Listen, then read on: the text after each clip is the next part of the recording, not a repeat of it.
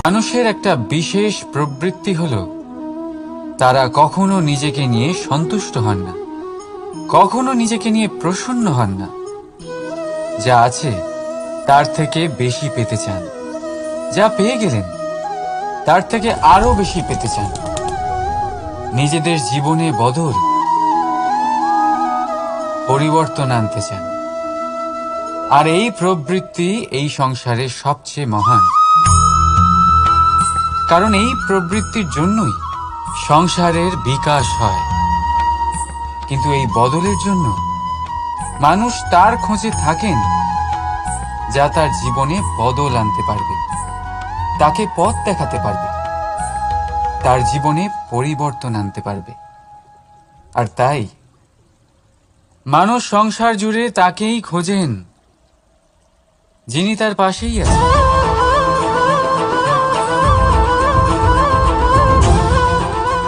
বলুন তো কে? যদি কেউ আপনার জীবনে আত্মবিশ্বাসের হাত ধরুন, আপনার সমস্যা আপনা থেকেই দূর হয়ে যাবে। তাই ভালোবেসে বলুন, রাধা রাধা। জীবনে কিছু করে দেখাতে হলে আকাশের সেই সীমা ছুঁতে হবে যে সীমা ছোঁয়ার কথা আপনি কখনো ভাবতেও পারেন না। তাহলে নিজের মধ্যে এই তিনটি গুণ সম্মিলিত করুন। প্রথম, নিজের লক্ষ্যে পৌঁছবার ইচ্ছে, একাগ্রতা। এ আপনার দ্বারা এমন কাজ করাতে পারে যা আপনি কখনো করতে পারবেন না। দ্বিতীয়, সাহস, সমস্যার সমাধান করার ক্ষমতা। এটা আপনার দ্বারা তাই করাতে পারে। রাধা রাধা। স্বপ্ন আর লক্ষ্য একই মনে হয়। এই দুইয়েরই কথা মানুষ কল্পনা করেন। এই দুই মানুষ অর্জন করতে চান। আর এই দুই পূর্ণ হলে মানুষ নিজেকে অত্যন্ত ভাগ্যবান বলে মনে করেন। কিন্তু এই দুইয়ের মধ্যে পার্থক্য আছে। পার্থক্য এই যে স্বপ্নের জন্য বিনা পরিশ্রমের ঘুম দরকার হয়, আর লক্ষ্যের জন্য বিনা ঘুমের পরিশ্রম। যে ব্যক্তি ঘুমের মধ্যে স্বপ্ন দেখতে থাকেন, জেগে ওঠার পর তার হাত খালি থেকে যায়। আর যে ব্যক্তি পরিশ্রম করেন, শয়নকালেও তার হাত তার লক্ষ্যেই থাকে। তাই যদি স্বপ্নও দেখতে হয়, তাহলে লক্ষ্য জেনে পরিশ্রম করুন। আর ভালোবেসে বলুন, রাধা রাধা। ইচ্ছে, সিদ্ধান্ত আর নিশ্চয়তা, এই শব্দগুলো আমরা আমাদের জীবনে অনেকবার শুনেছি, তাই না? জীবনে অনেক সময় অনেক কিছু পেতে খুবই ইচ্ছে করে, কিন্তু শুধু ইচ্ছে হলেই কি সবকিছু পাল্টায়? সবকিছু পাওয়া যায়? অনুর্বর জমিতে বাস করা ব্যক্তির মনে ইচ্ছে হয় যেন সে শীতল জল পায়, কিন্তু সে পায় না। যে এক কুয়ো খোঁড়ার সিদ্ধান্ত নিয়েছে, সে মাটি খোঁড়ার জন্য কোদাল অবশ্যই পেয়ে যায়। আর যে নিশ্চিত করে নিয়েছে, সে দেরি করে হলেও সেই শীতল জল অবশ্যই পেয়ে যায়। তাই জীবনে কেবল ইচ্ছে করবেন না, সিদ্ধান্ত নিন আর তারপর নিশ্চিত করুন, সব পেয়ে যাবেন। আর ভালোবেসে বলুন, রাধা রাধা। প্রদীপ জ্বালানোর কাজ বড়ই আনন্দদায়ক। উজ্জ্বলতার এই শিখা যেন আত্মার মধ্যে গিয়ে মনে উল্লাস ভরে দেয়।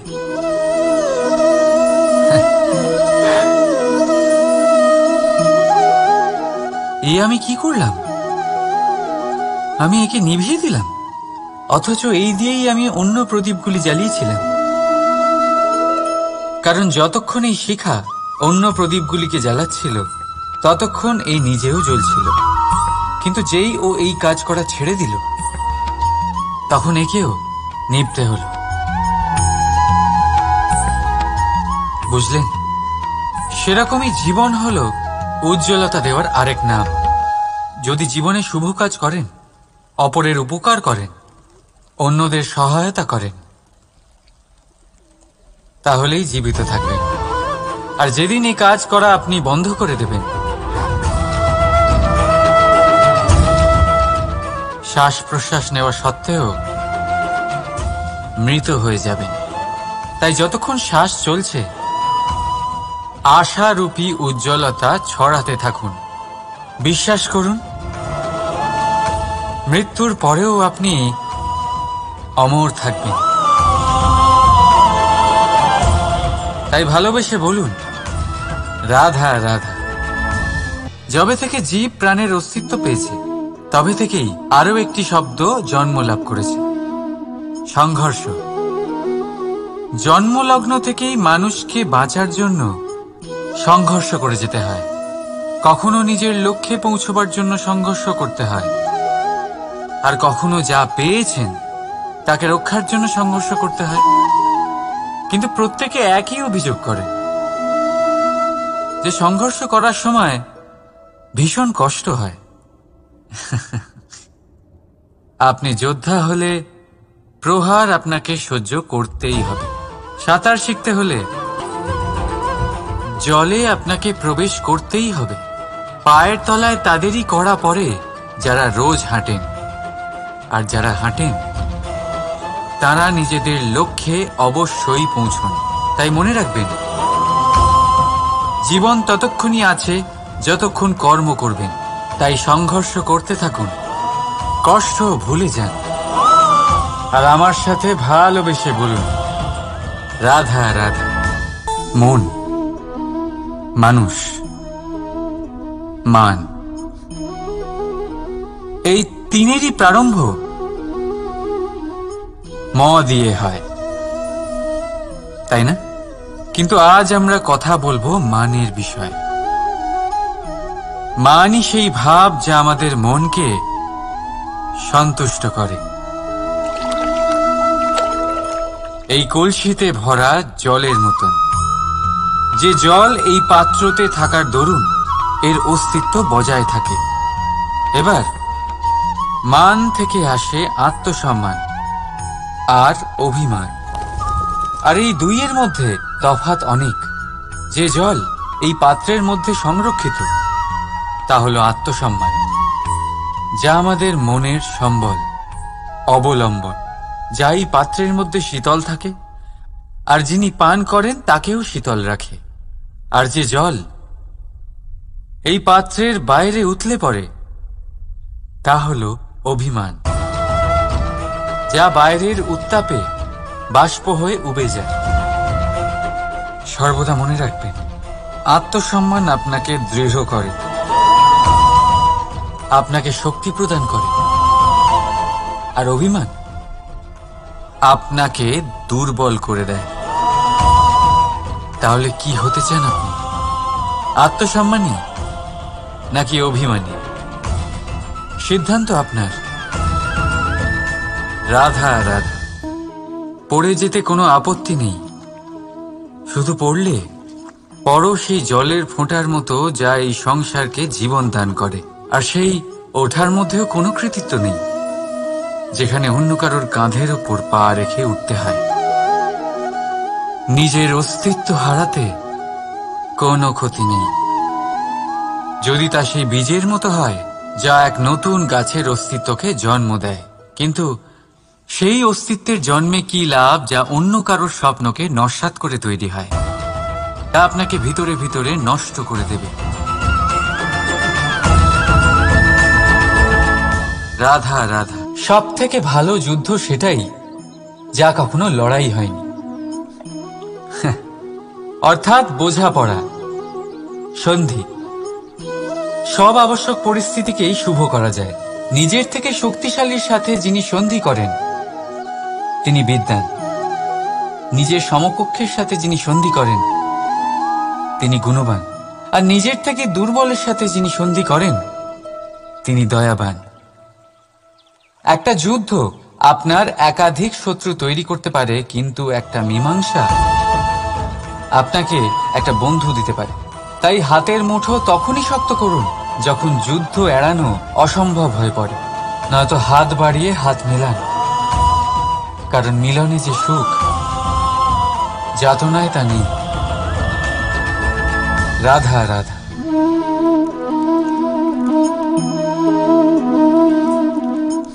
শীতকালের সন্ধ্যায় এই জ্বলন্ত কাঠে হাত সেঁকতে কার না ভালো লাগে। কত সময় পেরিয়ে যায় এই কাঠ সরাতে ঘোরাতে, বোঝাই যায় না। এই কাঠগুলি আগে জ্বলে, তারপর আমাদের উষ্ণতা দেয়, আর তারপর ছাই হয়ে যায়। আচ্ছা বলুন, এই আগুনের উৎপত্তি কোথা থেকে হয়? উত্তরটা সহজ, এই কাঠ থেকে। আচ্ছা, এই ছাইয়ের উৎপত্তি কোথা থেকে হয়? উত্তর সেই একই, এই কাঠ থেকেই। তাহলে আগুন আর ছাই, এই দুইয়ের উৎপত্তি কাঠ থেকেই হয়। এবার ভাবুন, আগুন যা এই কাঠ জ্বালায়, আর ছাই সেই ছাই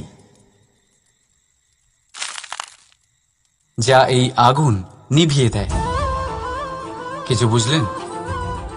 আপনার শক্তি আপনার ভেতরেই উৎপন্ন হয়, আর আপনার অন্তরের ক্ষতিকর সেই ছাই, সেটাও আপনার ভেতরেই উৎপন্ন হয়। তাই নিজের ভিতরের উজ্জ্বলতা দিয়ে এই সংসারকে আলোকিত করতে চান, নাকি নিজের ভেতরের আধার বার করে এই সংসারে অন্ধকার আনতে চান? সিদ্ধান্ত আপনার। রাধা রাধা। জল জলই পৃথিবীতে বেঁচে থাকার জন্য আবশ্যক তো বটেই, কিন্তু এই জল আমাদের একটা অত্যন্ত গুরুত্বপূর্ণ শিক্ষা প্রদান করে। কখনো এই জলকে দেখেছেন? যে পরিস্থিতিতেই এই জল প্রবাহিত হোক না কেন, এর উপর যা কিছুই প্রভাব থাকুক না কেন, এর পথে যতই বাধা আসুক না কেন, তার মধ্যে থেকে ও নিজের পথ ঠিক বের করে নেয়, কিন্তু নিজের প্রবাহ থামতে দেয় না, ক্রমাগত অগ্রসর হতে থাকে। সেরকমই একটা শিক্ষা যেটা আমরা জল থেকে পেয়ে থাকি, তা হলো এটা: আমরা যখন জলের দিকে তাকাই তখন আমরা নিজের প্রতিবিম্ব দেখি, স্পষ্টভাবে দেখতে পাই। কিন্তু তখনই দেখতে পাই যখন এই জল শান্ত থাকে, স্থির থাকে। যদি এই জল অশান্ত হয়ে থাকে, স্থির না হয়, তাহলে আমরা এতে নিজের প্রতিবিম্ব দেখতে পাই না। এটাই আমাদের মনের সাথেও হয়ে থাকে। যখনই জীবনে কোনো সংকট আসে, যদি আমরা শান্ত মনে, স্থির মনে সিদ্ধান্ত নিই, তাহলে সেটা এমন একটা শীতল সিদ্ধান্ত হবে যেটা আমাদের ভবিষ্যৎকে একটা শ্রেষ্ঠ স্থানে নিয়ে যাবে। যদি এই মন অশান্ত হয়, বিচলিত হয়, পীড়িত হয়, দুঃখিত হয়ে থাকে, রুষ্ট হয়ে থাকে, তাহলে অনেক সময় আমরা এমন সিদ্ধান্ত নিই যেটা আমাদের জন্য অনুচিত প্রমাণিত হয়। যখন আপনি ক্রুদ্ধ ছিলেন বা দুঃখের বশে ছিলেন, তখন অনেক সময় হয়তো এমন সিদ্ধান্ত নিয়েছেন যেটার জন্য ভবিষ্যতে আপনি অনুশোচনা করেছেন। এবার দেখুন, এই আবেগগুলো থেকে আমরা পালাতে পারবো না, কিন্তু এই আবেগগুলো আপনার উপর কতটা প্রভাব ফেলবে সেটা আমরা অবশ্যই ঠিক করতে পারি। এই মনকে আমরা নিয়ন্ত্রণ করতে পারি। এটাই করুন, চিন্তা করুন, এই মনকে শান্ত রাখুন, স্থির হতে চেষ্টা করুন, আর তারপরে সিদ্ধান্ত নিন। আসুন আমার সাথে ভালোবেসে বলুন, রাধা রাধা। এই হিরেটা দেখতে পাচ্ছেন আপনি? লক্ষ কোটি বছর ধরে পৃথিবীর গর্ভে থাকার পরে এটা এতটা শক্ত হয়ে ওঠে, কিন্তু যখন খনি থেকে একে বের করা হয়, এটি কয়লার মতোই থাকে, সাদা, শক্ত, নিস্তেজ।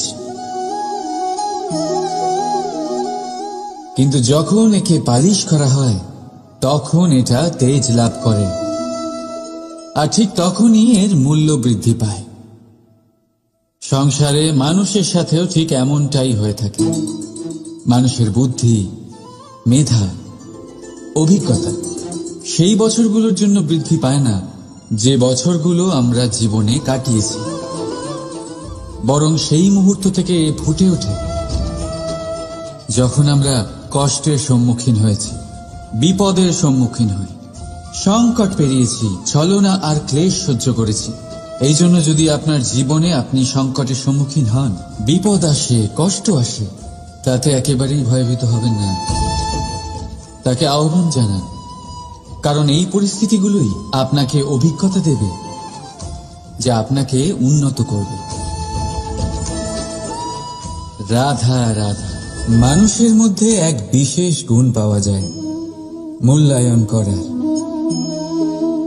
কোনটা দামি, কোনটা সস্তা, যেটা কিনতে গেলে অনেক মুদ্রা লাগে, অনেক পরিশ্রম লাগে, সেটা দামি। যেটা কিনতে গেলে কম মুদ্রা, কম পরিশ্রম লাগে, সেটা সস্তা। কিন্তু এটাই কি সম্পূর্ণ সত্য?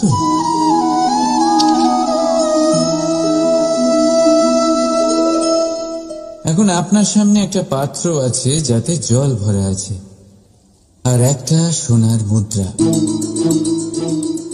বলুন, এই দুই বস্তুর মধ্যে বেশি দামি কোনটা? আপনি বলবেন সোজা ব্যাপার, সোনার মুদ্রাই বেশি দামি হবে। এই সোনার মুদ্রা দিয়ে আপনি এরম অনেক জলের পাত্র কিনতে পারবেন। চলুন, ঠিক আছে। এবার ভাবুন, আপনি যদি কোনো মরুভূমির মাঝে আটকে পড়েন, তৃষ্ণায় কাতর আপনি, তখন কোনটা দামি হবে? তখন তো আপনি এই এক ঢোক জলের জন্য নিজের সারা জীবনের উপার্জন, যা আপনি আয় করেছেন, সব দিতে রাজি হয়ে যাবেন। মনে রাখবেন, জীবনে দামি বা সস্তা বস্তু নয়, পরিস্থিতি হয়। আর প্রয়োজনে যা কাজে আসে, তার থেকে অমূল্য এই সংসারে আর কিচ্ছু নেই। রাধা রাধা। জীবনে খুব মহত্বপূর্ণ হয় এই অগ্নি। এই অগ্নি উজ্জ্বলতা হয়ে আমাদের জীবিত রাখে। কিন্তু ভাবুন, যদি এই উজ্জ্বলতা ক্রোধের অগ্নি হয়ে দিকভ্রষ্ট হয়, তাহলে কি হবে? একটা ছোট পাতা দিয়ে শুরু করে গোটা বনকে ছারখার করে দিতে পারে। ঠিক সেরকমই মানুষের ক্রোধের আগুনও অন্যদের তো ভস্ম করেই, কিন্তু তার পূর্বে স্বয়ং নিজেকেই ভস্ম করে দেয়। তাহলে কি করা যায়? কি করে নিয়ন্ত্রণ করা যায় তাকে? উত্তর হলো, তাতে জল ঢেলে দিয়ে, জলের মতো বইতে দিন একে। ঠিক সেইভাবে যেমন সূর্য নিজের অগ্নিকে তেজ বানিয়ে আপনার কাছে পৌঁছে দেয়। এটাই পার্থক্য সূর্যের অগ্নি আর ক্রোধের অগ্নির মধ্যে। সূর্যের অগ্নি বিচ্ছুরিত হয়ে প্রতিফলিত হয়ে আসে, আর সেই জন্যই তাকে তেজ বলা হয়। অন্যদিকে আমাদের ক্রোধের আগুনের কোনো সীমাই থাকে না। তাহলে নিজের অন্তরের শক্তিকে ক্রোধের আগুন বানিয়ে জ্বালাতে চান, নাকি উজ্জ্বলতা বানিয়ে বিস্তারিত করতে চান? সিদ্ধান্ত আপনার। রাধা রাধা। সংসারে সব থেকে কঠিন কাজ কি? কেউ বলবেন পর্বত আরোহণ করা, কেউ বলবেন সাঁতার কাটা, কেউ বলবেন আকাশে ওড়া। কিন্তু বাস্তবে সত্যি কি এগুলি কঠিন? আসলে যদি দেখা যায় তো এগুলি কিছুটা আলাদা। যে কাজ আমরা করতে অভ্যস্ত নই, আমরা তাকে কঠিন ভেবে নিই। যেমন সাঁতার কাটা আলাদা, পাহাড়ে ওঠার কলা আলাদা, আকাশে ওড়ার কলা আলাদা। যেমন কিছু মানুষ গণিত আর বিজ্ঞানকে কঠিন ভেবে নেয়, কিন্তু বাস্তবে এটা সাহিত্যের থেকে কিছুটা ভিন্ন, কঠিন নয়। দেখুন, এই সংসারে কঠিন কিছুই নেই, শুধু একে অপরের থেকে কিছুটা ভিন্ন। যেমন কোনো মানুষ হন, সম্পর্ক হোক, কারোর চিন্তাধারা বা বিচার বুদ্ধি হোক, কখনো কখনো আমরা বুঝতে পারি না, কারণ আমাদের চিন্তাধারা ও বিচার বুদ্ধির থেকে সেগুলি আলাদা। কিন্তু যদি এটা বুঝে নেওয়া যায় যে সেটা কঠিন নয়, একটু ভিন্ন মাত্র, তাহলে অনেক সম্পর্ক বাঁচানো যেতে পারে। রাধা। বলুন, শ্রেষ্ঠ কে? রেশমের সুতো যিনি তৈরি করেন, নাকি তিনি যিনি এই সুতো দিয়ে বস্ত্র তৈরি করেন? নিশ্চিতভাবে যিনি বস্ত্র বানান। এবারে বলুন শ্রেষ্ঠ কে? নদী তটে মাটি ছড়িয়ে রেখে দেয় যে বান, নাকি সেই মাটি একত্রিত করে তাই দিয়ে যিনি মূর্তি বানান সেই মূর্তিকার? নিশ্চিতভাবেই মূর্তিকার। এবারে বলুন শ্রেষ্ঠ কে? দেবতা আর দানবের সেই দল যারা অমৃত পাওয়ার জন্য এই সংসারে হলাহল ছড়িয়ে দিয়েছে, নাকি মহাদেব যিনি এই হলাহল নিজে পান করে নিজের কণ্ঠে ধারণ করেন? নিশ্চিতভাবেই মহাদেব সর্বশ্রেষ্ঠ। ঠিক এইভাবেই সংসারে ছোট ছোট ব্যাপারকে যারা বড় করে দেখেন তারা শ্রেষ্ঠ হন না, কারণ ছোট ছোট খুঁটিনাটিকে দ্বন্দ্বে পরিণত করা অত্যন্ত সহজ। কিন্তু সর্বশ্রেষ্ঠ তিনিই হন যিনি নিজের বিচার বুদ্ধি দিয়ে বড় বড় যুদ্ধের অবসান ঘটান। রাধা রাধা। নদীর জল মিষ্টি হয় আর সাগরের জল হয় নোনতা, আর কোন নালার জল দুর্গন্ধে ভরা হয়। কেন? নদীর জল মিষ্টি হয় কারণ সে সকলকে জল দেয়, সাগর জল নেয় আর তাই জন্য নোনতা হয়। আর নালা সে বওয়া বন্ধ করে দেয় আর সেই কারণেই তা দুর্গন্ধময় হয়ে ওঠে, সে কাজের অযোগ্য হয়ে ওঠে। আমাদের জীবনেও অনেকটা এমনটাই হয়ে থাকে। যদি নদীর মতন জীবনে কিছু দিতে শেখেন তাহলে জীবনে মিষ্টত্ব বজায় থাকবে। যদি সাগরের মতন ভাগ দেওয়ার বদলে শুধু সঞ্চয় করতে থাকেন তাহলে মনে তিক্ততা ভরে থাকবে। আর যদি নালার মতন বওয়া বন্ধ করে দেন, কর্ম করা ছেড়ে দেন, তাহলে কাজের অযোগ্য হয়ে যাবেন। আর সেই জন্য কোনো বিশ্রাম ছাড়াই কর্ম করতে থাকুন। আর যা কিছু আপনার কাছে আছে তাকে ভাগ করতে শিখুন। মন প্রসন্ন হয়ে বলবে রাধা। আপনি কখনো কোনো পাখি দেখেছেন? তীব্র বায়ু, ভয়ানক বর্ষা, হিংস্র জীব একাধিকবার তাদের বাসা নষ্ট করে দেয়, কিন্তু তাও সে ঝড়ের সাথে ঝগড়া করে না। সে কখনো বর্ষাকে হিংসে করে না, আর না সে হিংস্র পশুদের ওপর প্রতিশোধ নেয়। সে শুধু স্থান পরিবর্তন করে, অন্য কোনো শক্ত ডালে আবার নিজের বাসা বানাতে উদ্যোগী হয়, আর তারপর সফল হয়ে নিজের পরিবার প্রতিষ্ঠা করে। আর তারপর কিছু মাসের মধ্যেই তার ছোট সন্তানদের আকাশে ডানা মেলে উড়তে দেখা যায়। অন্যদিকে একটি সাপ প্রহারের প্রতিশোধ নেওয়ার উদ্দেশ্যে মানুষের বসতিতে প্রবেশ করে, আর শেষে সে নিজেই মারা যায়। এই শিক্ষাই আমাদের মানুষদের জন্য প্রযোজ্য। প্রতিশোধের আগুনে মানুষ স্বয়ং ভস্ম হয়ে যায়, উত্থান থেকে পতনের দিকে নিয়ে যায়। তাই যদি জীবনে উন্নতি করতে হয় তবে পরিবর্তনের চিন্তা নিয়ে কর্ম করুন, নয়তো প্রতিশোধ আপনাকে রসাতলে তলিয়ে দেবে। রাধা রাধা। প্রকৃতি প্রত্যেক জীবকে অনুভূতি দিয়েছে যাতে সে নিশ্চল না হয়, কোনো না কোনো কর্ম করতে থাকে। আর সেই অনুভূতি হল খিদে। পশু পক্ষী প্রাণী পরিশ্রম করতে থাকে নিজের খিদে মেটানোর জন্য, কিন্তু অন্য জীবের মতো মানুষের খিদে কি তার পেট অবধি সীমিত থাকে? পেটের খিদে মেটাতে মেটাতে কখন যে এই খিদে মন আর মায়ার তৃষ্ণায় রূপান্তরিত হয় আমরা বুঝতেই পারি না। আর বেশিরভাগ ক্ষেত্রে এই তৃষ্ণা অর্থ সংগ্রহ করা অবধি সীমিত থাকে। নিজের জীবন ধারণ ছেড়ে কার জন্য এই অর্থ সংগ্রহ করছেন আপনি? আগামী প্রজন্মের জন্য। বড়ই বিচিত্র, তাই না? নিজের জীবন ধারণ ছেড়ে অর্থ সংগ্রহ করতে করতে নিজের জীবনের সুখ বিসর্জন দিচ্ছেন, আর আগামী প্রজন্মকে কাজ করার থেকেও আটকাচ্ছেন। পুত্র যখন কুপুত্র তখন কেন অর্থ সঞ্চয়? পুত্র যখন সুপুত্র তখন কেন অর্থ সঞ্চয়?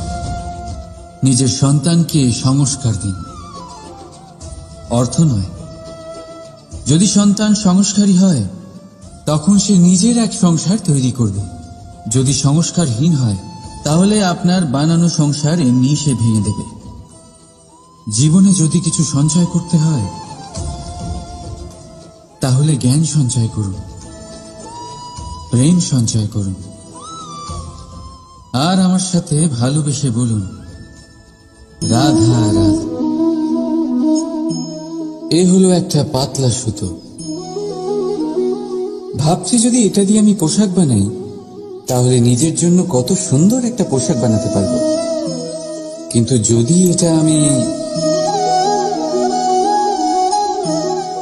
চিন্তা করবেন না,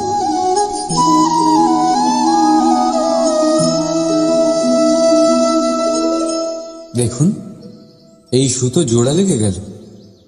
শুধু পার্থক্য হচ্ছে এটাই যে আগের মতো এটা আর সরল নেই, আর এটার দৈর্ঘ্য আগের থেকে কিছুটা কমে গেছে। এই সংসারে প্রেমের সাথেও ঠিক এটাই হতে পারে। প্রেমের এই সুতো যা দুই মানুষকে একসাথে বেঁধে রাখে, অহংকার আর স্বার্থের আঘাত সে সহ্য করতে পারে না, ছিঁড়ে যায়। চেষ্টা করলে আবার এই সম্পর্ক হয়তো জোড়া লাগতে পারে, কিন্তু তা আগের মতো কখনোই থাকে না, কারণ মনে গিট পড়ে যায়। সেই জন্য প্রেমকে স্নেহের সাথে সামনে রাখুন, অহংকার আর স্বার্থের থেকে দূরে থাকুন। রাধা রাধা। এই ফলটা দেখছেন আপনি? এটা সেই ফল যেটা গাছের সবচেয়ে উঁচু ডালে পাওয়া যায়, কিন্তু যখন এটা খসে পড়ে তখন এটা আকাশের দিকে যায় না যা ওপরে আছে, সে যায় সেই ভূমির দিকে যে নিচ থেকে তার দিকে তাকিয়ে থাকে। কেন? কারণ এই ফলের নিজের উচ্চতার ধারণা মাটির থেকে নিজের দূরত্ব দেখে হয়। এই ব্যাপারটাই আমাদের মানুষের জন্যও খাটে। যদি আপনি সম্পন্ন হন তাহলে তাদের সাহায্য অবশ্যই করবেন যাদের সামর্থ্য আপনার থেকে কম, যাদের সাহায্যের অত্যন্ত প্রয়োজন। আপনার সামর্থ্য বেশি কারণ তাদের আপনার থেকে সামর্থ্য কম। দেখুন, জীবনে আনন্দ শুধু বড় হওয়ায় নয়, বরং তাদের সাহায্য করেও আছে যারা কোনো কারণবশত আপনার থেকে নিচে রয়ে গেছেন। আর যখন একটা ফল এই কথাটা বুঝতে পারে তখন আপনি নয় কেন? রাধা রাধা। কখনো ভেবেছেন যখন মাতা সন্তানকে জন্ম দেয় তখন কি হয়?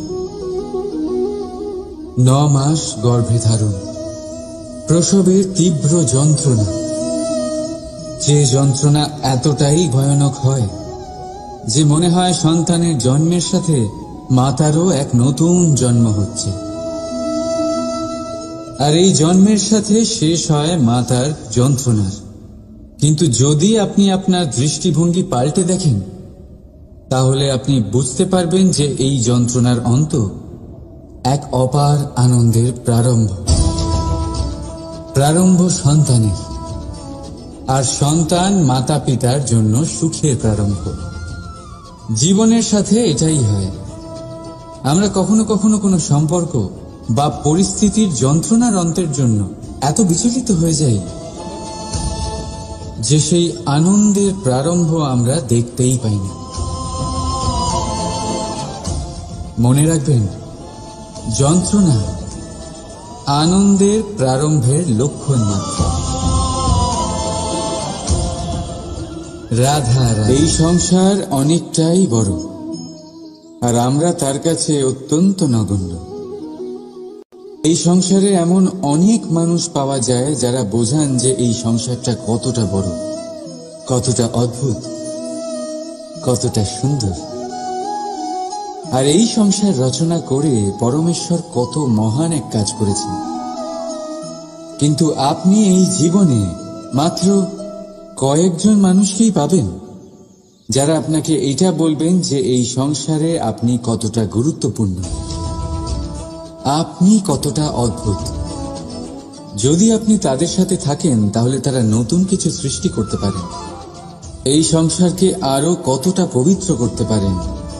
তাই এই সংসারকে গুরুত্ব না দিয়ে সেই মুষ্টিমেয় কিছু মানুষকে গুরুত্ব দিন, কারণ তারাই হলো আপনার আপনজন, আর তারাই আপনাকে সঠিক পথে চালিত করবে। মানুষকে তো বর্ষার স্রোতও বয়ে নিয়ে যেতে পারে, তাকে সাগরও ডুবিয়ে দিতে পারে, কিন্তু গঙ্গা জল সবচেয়ে বেশি শুদ্ধ, কারণ তার কয়েক ফোঁটা মানুষকে মুক্ত করে দেয়। এটা হলো সূচ, আর এটা হলো তলোয়ার। এবারে আপনারা বলুন, আপনাদের দৃষ্টিকোণ থেকে এই দুই বস্তুর মধ্যে কোনটা বেশি শক্তিশালী আর গুরুত্বপূর্ণ হতে পারে? আপনি বলবেন তলোয়ারই সবচেয়ে শক্তিশালী বা গুরুত্বপূর্ণ। আচ্ছা, মানলাম যে তলোয়ার বেশি ভারী হয়। তলোয়ার আপনাকে যুদ্ধে বিজয়ী করে, যুদ্ধে শত্রুর বিনাশ করে, কিন্তু তলোয়ার দিয়ে আপনি কখনো আপনার বস্ত্র সেলাই করতে পারবেন না। যদি আপনার পায়ে কাঁটা ফুটে যায় তা আপনি তলোয়ার দিয়ে বের করতে পারবেন না। আপনাকে সূচের ব্যবহার করতেই হবে। এবারে বলুন, তলোয়ার পেয়ে যাওয়ার পরে এইভাবে সূচকে হারিয়ে ফেলা কি ঠিক হবে?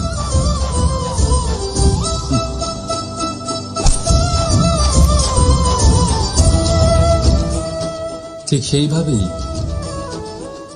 জীবনে সম্পন্ন বন্ধু পাওয়ার পরেও আপনার সেই বন্ধুদের হারাবেন না যারা কম সম্পন্ন, দরিদ্র, কারণ তারা আপনার সাথে তখন ছিলেন যখন আপনি কিছুই ছিলেন না, আর জীবনে দরকার পড়লে তারাই আপনার কাজে আসবে, সম্পন্ন বন্ধু নয়। তাই যাকে ভালোবেসেছেন তার সাথে বন্ধুত্ব পালন করুন, চিত্ত আনন্দে জেগে উঠবে। রাধা রাধা। মানুষের জীবন কি? আপনি বলতে পারেন জন্ম আর মৃত্যুর মধ্যেকার সময়। আর মৃত্যু কখন হয়? যখন মানুষ শ্বাস নেওয়া বন্ধ করে দেয়, হাত পা নাড়ানো বন্ধ করে দেয়, ভাবা ছেড়ে দেয়। এমনটা নয়, মানুষের অন্তর, তার মৃত্যু তখনই হয় যখন তার অন্তরের করুণা শেষ হয়ে যায়। করুণা সেই ভাব যা মানুষকে মানুষ করে তোলে, যা এক মানুষকে আরেক মানুষের কষ্টে তার প্রয়োজনীয়তা অনুভব করে, আর সেটাই তাকে শক্তি দেয় অন্য কাউকে সহায়তা করার জন্য, তাকে পাত্র করে এই সৃষ্টির নিয়ন্তা হবার জন্য। দেখুন, এই সংসারে মৃত্যু কেবলমাত্র একবারই হয়, তাই তার আগে কেন মরব? এই করুণাকে কেন মারব? নিজের মনুষ্যত্ব বজায় রাখুন, মৃত্যুর পরেও আপনি জীবিত থাকবেন। রাধা। সময় বড়ই বিচিত্র অনুভব দেয়। যখন অপেক্ষা করছেন তখন অনেক লম্বা হয়ে যায়, প্রতিটা মুহূর্ত একটা গোটা দিনের মতো মনে হয়। ঠিক সেইভাবেই যদি কোথাও যেতে দেরি হয় তখন সময় দৌড়তে থাকে, প্রসন্নতায় বয়ে যায় আর নিরাশায় থমকে যায়। আপনদের সাথে থাকলে সময়ের খেয়ালই থাকে না, শত্রুদের সাথে থাকলে সেই সময়ই খারাপ হয়ে যায়। কিন্তু এটাই কি সত্যি বাস্তব? না, সময় তো সময়ই হয়, নিজের গতিতেই চলে সে। শুধু সেই গতির আভাস আমাদের মানসিক অবস্থা অনুযায়ী বদলে যেতে থাকে। তাই এই সমস্যা সময়ের নয়, আমাদের মানসিকতা। তাই নিজেকে খুশি রাখুন, অন্যদেরও খুশি রাখুন। আগের সমস্ত ঘটনা ভুলে যান আর একটা উজ্জ্বল ভবিষ্যতের দিকে অগ্রসর হন। সময় সব সময় ভালোই লাগবে। প্রেম করুন সবার সাথে, সময় সব সময় সুখেই কাটবে। রাধা রাধা।